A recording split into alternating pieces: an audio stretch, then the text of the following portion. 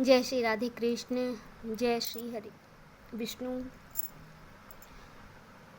हमारे जीवन में कैसी भी परेशानी, गुस्सा हो, बर्डन हो, स्ट्रेस हो या बिना मतलब की ही कोई कई बार ऐसी समस्या आ जाती है जिससे निकलना बहुत मुश्किल हो जाता है। ना कोई रास्ता समझ में आता है, चाहे बीमारी के रूप में, चाहे फाइनेंशियल के रूप में, किसी भी तरह का हो।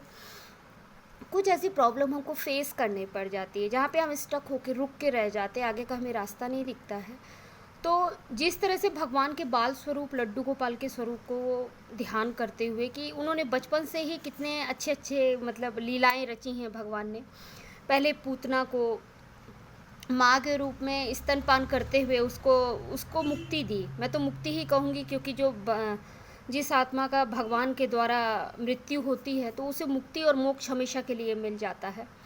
तो उसी तरह से कालिया नाग, जो भी हमारे जीवन में समस्याएं आती हैं या जो हमें परेशानी आती है, तो एक कालिया नाग की तरह ही है हमारे जीवन में, जो कि हमारे जीवन में ग्रहण लगाती है, हमको डसती है, परेशान होते हैं हम।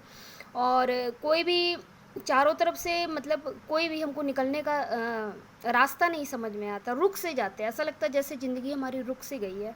तो उस समय भगवान बाल स्वरूप लड्डू गोपाल के एक तो सेवा, तो लड्डू गोपाल तो सबके घर में रहते, एक तुलसी का पौधा और लड्डू गोपाल हमेशा ही रहते हैं।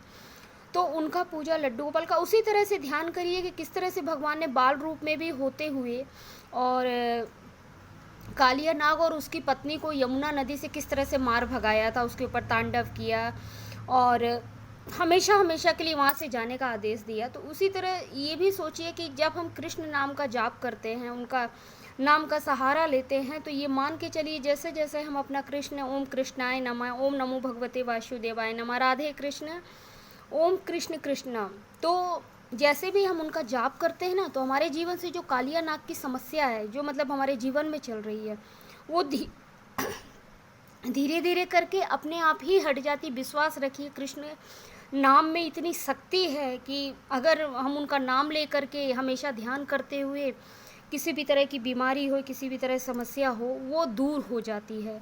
तो ओम कृष्णाय नमः, ओम नमो भगवते वासुदेवाय नमः,